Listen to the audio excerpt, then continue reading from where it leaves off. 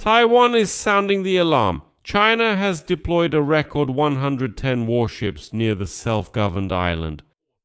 At the same time, China's Coast Guard has begun new patrols in the waters east of Taiwan, announcing, quote, law enforcement patrols in the area.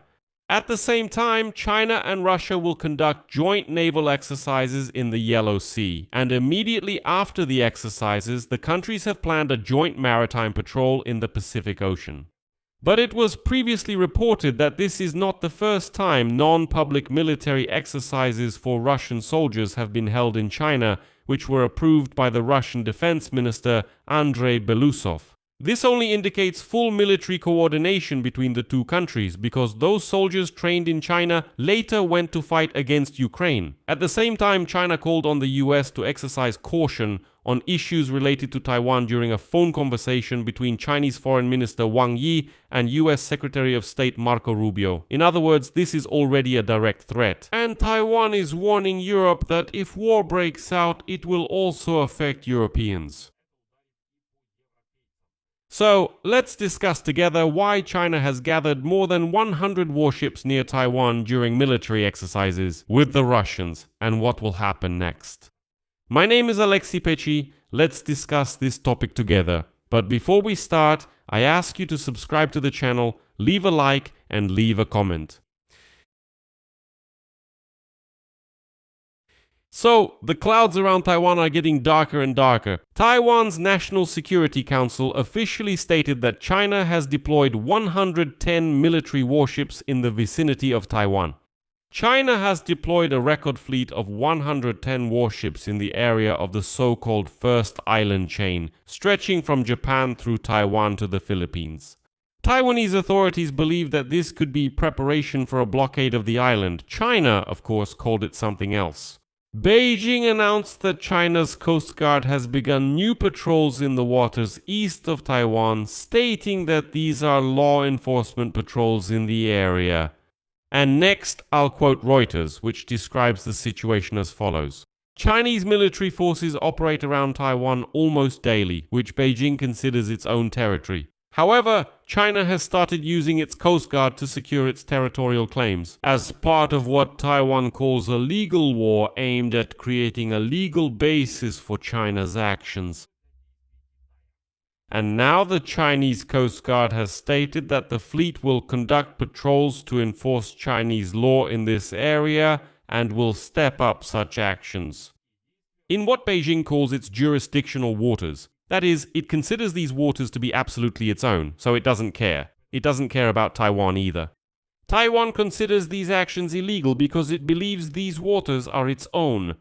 And now the Mainland Affairs Council has stated that the Chinese Communists do not have sovereignty or related rights in the waters east of Taiwan, and they do not have jurisdiction over these waters. And none of its official vessels have any law enforcement authority there. And according to the report, this is already the second time this month that China has sent Coast Guard vessels into the waters off Taiwan's east coast. Earlier, Beijing explained such actions as a response to talks between Japan and the Philippines regarding maritime borders. I had a separate episode on this topic on this YouTube channel, so I recommend you subscribe to the channel to stay updated on what's happening in the world.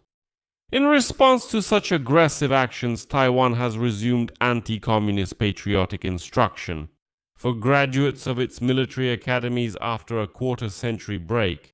I'll give you some background so you understand how serious this moment is.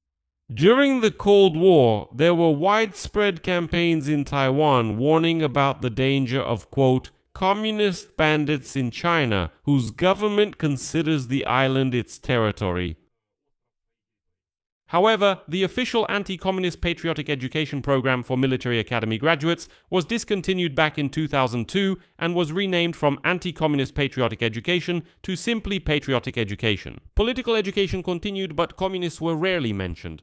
Since then, Chinese communists have hardly been mentioned on the island, and now this practice has been resumed again. The Ministry of Defense of Taiwan stated that training for military academy graduates has been resumed due to the growing military threat and the danger of invasion from China. Next is a quote from the Ministry of Defense of Taiwan. They must clearly understand the threat to national security and be aware of the military mission, what we are fighting for and who we are fighting for. Lectures for graduates will be given by officials from agencies such as the Mainland Affairs Council, which shapes policy toward China, the National Security Council, the Ministry of Justice, and the leading government think tank Academia Sinica. The goal is to give graduates a clear understanding of who is a friend and who is an enemy. Apparently, these boundaries have become quite blurred. Taipei does not rule out that one day Chinese military exercises could actually turn into a real invasion. That's why Taiwan's armed forces are stepping up their training. At the same time, China has called on the US to exercise caution on issues related to Taiwan. During a phone conversation between Chinese Foreign Minister Wang Yi and US Secretary of State Marco Rubio, and here is a quote from Wang Yi. China has called on the United States to approach issues related to Taiwan with utmost caution. The slightest move on the Taiwan issue can affect the overall situation. China and the US must work on managing all kinds of risks. The Taiwan issue has far-reaching consequences, and China hopes that the US will handle Taiwan-related issues with the utmost caution. Building constructive relations based on strategic stability is not just a slogan. It requires action, mutual steps toward each other, and constant effort. And against this backdrop, there's another piece of news that raises concern. In July, China and Russia will hold joint naval exercises in the Yellow Sea. This was officially announced by the Chinese Ministry of Defense, and after the exercises, the countries have planned joint maritime patrols in the Pacific Ocean. The Chinese Ministry of Defense did not specify the exact dates of the maneuvers, nor the number of equipment and personnel involved. The exercises will take place at sea and in the airspace near Qingdao, and next they will quote the Chinese Ministry of Defense. After the exercises, some forces from both sides will conduct joint naval patrols in the relevant waters of the Pacific Ocean. This is part of the annual cooperation plan between the Chinese and Russian armed forces aimed at jointly addressing security issues and maintaining peace and stability in the region. And according to the Turkish agency Ana Anadolu, a welcoming ceremony for the Russian naval forces arriving to participate in these maneuvers has already taken place at the port of Qingdao. Russia is represented by the cruiser Varyag, the frigate Vevsky, the submarine Ufa, and the rescue ship Igor Belousov. On the Chinese side, several destroyers, a frigate, a supply ship, and a rescue ship for submarines will participate. In addition, shipborne helicopters will also be involved. And against this background, there is more and more evidence of how deeply the Chinese military is involved in the war against Ukraine. Ukraine, and therefore Beijing, will demand the same level of involvement and reciprocal assistance from Moscow, for example, regarding Taiwan. Reuters reported that at the end of 2025, military exercises for Russian soldiers were held in China, which were approved by Russian Defense Minister Andrei Belousov. In one of the documents reviewed by journalists, there is mention of an internal order by Belousov issued back in August 2025. According to it, a delegation of the Russian armed forces was sent to China to participate in training activities at the facilities of the Chinese People's Liberation Army. So, the report describes one of the courses in detail. It's a 3-week program on radiological, chemical, and biological protection held in November at one of the military facilities in Beijing. It also contains photographs showing a Chinese instructor conducting classes with Russian soldiers. They study a model of a nuclear reactor and undergo training on chemical and radiological reconnaissance, as well as on protecting ventilation systems from contamination. Throughout the entire Russian-Ukrainian war, China claims that it supposedly maintains neutrality. And at the Chinese Ministry of Foreign Affairs, journalists were told that Beijing's position on what they call the Ukrainian crisis remains unchanged. The statement from the report about participation in the exercises was called, quote, completely inconsistent with reality, meaning they are distancing themselves. But according to Reuters, at the end of 2025, about 200 Russian military personnel underwent training in China as part of a non-public agreement between the countries. The training took place in Beijing and Nanjing. And here's the key part. The courses were dedicated to the use of drones, as well as the use of explosives, mines, and electronic warfare equipment. After the training in China, these Russian soldiers were sent to fight in the war against Ukraine.